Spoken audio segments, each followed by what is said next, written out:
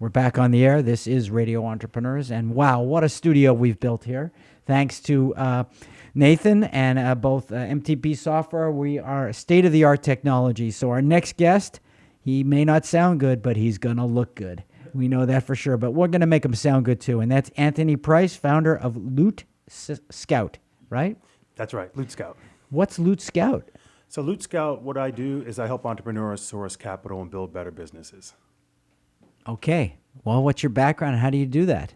Well, I do it by magic. No, it's not by magic, but I'll give you a little overview. But my background's economic development. I've worked in 3 of the 5 largest cities in Connecticut, helping to grow businesses, retain businesses, helping to market cities, as well as I managed a revolving loan fund for a municipality for a number of years.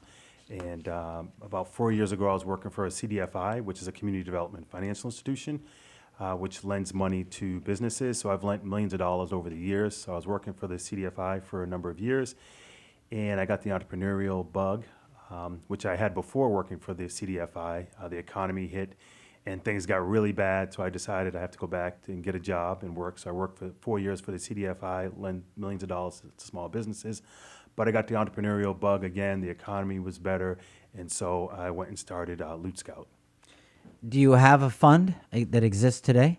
So I don't actually have a fund, a middleman or intermediary. So what I do is I educate people about capital. So for example, most people think the only place or the first place to get capital is a bank.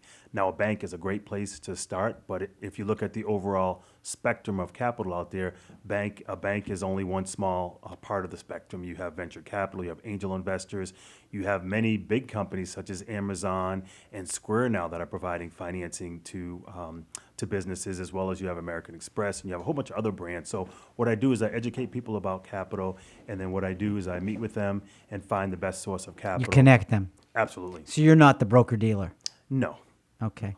Now you have a book in front of you, Get the Loot and Run. Tell us about the book. It's a pretty big book. Yeah, it is. It's the kind of book Chris would read. Yeah, it's a big book. It's 400 pages. But what I tell entrepreneurs that read the book, do not read the whole entire book in one sitting. My view on entrepreneurs is that no entrepreneur wants to read a book. No, they can't. Yeah. Maybe not that they can't, but they read a book for a specific purpose. That purpose is to get some kind of knowledge and get going.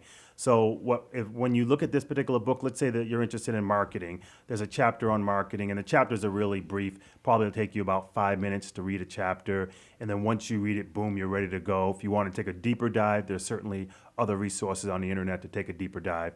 But the beginning of the book is about building a better business, which I think any entrepreneur or small business owner should be focused on in terms of building a better business. And the second half of the book is over 40 different ways to source capital for a business. Wow. And when did you start the business? So I started the business 4 years ago, and that's based on all the experience I had in economic development. And how many transactions do you work on a year on average? Let's say about 30, 40 transactions a year. But I come across a lot of other entrepreneurs in different settings. I've been a judge in a business competition in the greater Hartford area for 5 years. I've judged a number of different college competitions and so on. So I come across hundreds of entrepreneurs a year. That's interesting. Do you work with anyone, or do you work alone in your business? So the business I started myself, but I work with a lot of different people. So for example, when I wrote the book, it was a team of us involved. So I wrote the book. I hired an editor, which I never met, which I think is sort of indicative of the way we work these days. I had an editor for my book too. Oh, okay, great. But I married her. Great. So you got a good deal on it, right? Good deal on your editing. That's smart. I married her first. She edited second. Oh, okay, good. So what I did was I had a team of people working with me on the book. So I hired an editor. The interesting thing about the editor, I've never met her. We've worked on probably about 8 or 9 projects before. She's based in South Carolina. She edited the book. I hired an indexer, which I had never met. She's based in Denver. I checked out her credentials, so she created the index.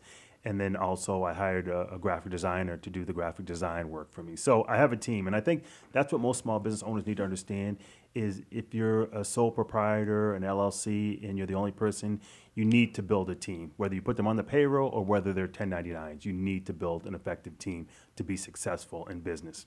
Right. I don't want to take away from what you say. I have an apology from my producer, Chris Gerald, who is an editor of my second edition of my book and is mentioned in the book. I shouldn't leave him off. Definitely not. He doesn't rank with my wife, but he's pretty good. So, what are the biggest obstacles you're facing, let's say 2020, 2021, when you're looking into the marketplace? In terms of obstacles, I think it really comes down to, I once remember a quote from a basketball player who said that obstacles are what you see when you take your eyes off of your goal. And so there's always going to be challenges in business. That's the nature of business. There is no such thing as predictability. All you can do is develop a plan and execute. And that's what I tell entrepreneurs all the time. There is no shortage of capital out there. There's a shortage of entrepreneurs that can execute. And that's really what it comes down to. So I'm always going to have obstacles. You never can have enough money. You never can have enough staff. The economy never can be perfect. Clients can never pay you on time and all those kind of things.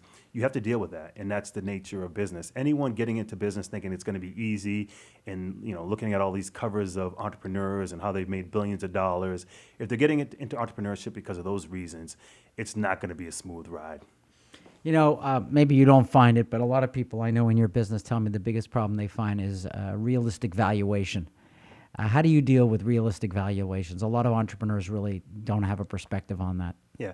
So I don't get involved with venture capital as much. I've done some angel investor deals. So I don't come across it all the time in terms of valuations. People who are in VC and angel investors are probably going to see it more so than not. Generally, what I work a lot with is economic development programs, grants, incentives that may be available to businesses. I've done a number of commercial bank transactions. So most of the financing is along those lines, as well as I've been involved in crowdfunding as well. So I don't spend a lot of time in the VC and the angel space. But when you look at evaluation, if someone's going to invest in a business, they're really looking long-term down the road. And no one can predict with any certainty with a crystal ball of what a business may be worth. So I think an entrepreneur who's looking for financing from an angel investor or VC, it's a relationship. You have to be flexible on the valuation if you're looking for a long-term potential for the business. Thank you. We're speaking with Anthony Price, founder of LootScout. Anthony, are there particular geographic areas you like to work within? So I'm based in Connecticut, but I can work on projects anywhere. So this year I've been, in Southern California, San Diego. Been to San Diego. I've done stuff in the Boston area with a number of different individuals. As I said, I do stuff in Connecticut. So with the beauty of the internet, I can work anywhere, any place, anytime. That's great. Anthony, if someone was looking for LootScout, how would they find it? So LootScout is, the website address is lootscout.com.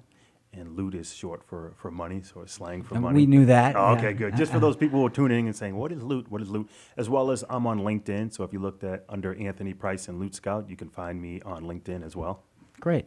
Thanks for coming on. We hope you come back to the show this year and talk to us about some of the deals you're working on. Thank you for having me. We love the cases. Yeah, Thank you. Pleasure. Remind everybody, this is Radio Entrepreneurs.